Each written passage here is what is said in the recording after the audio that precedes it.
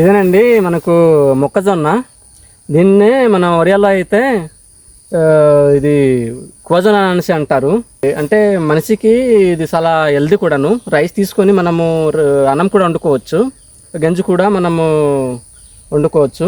దీనివల్ల చాలా అంటే ఆరోగ్య లాభాలు కూడా ఉన్నాయి. ఈ రైస్ తీసుకొని ఇది పాప్కార్న్ కూడా తయారు చేసుకోవచ్చు.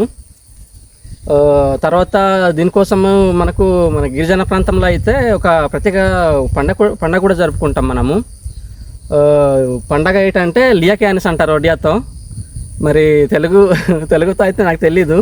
కాకపోతే ఇది లియాకి అనేసి చాలా గ్రాండ్గా చేసుకుంటాం మేము. ఇది పాప్కార్న్ లాగా తయారు చేసి దాన్ని బెల్లం పాకం వేసి జల్లుతూ ముద్దలు చేసుకొని ఇది తింటారు. చాలా బాగుంటుంది.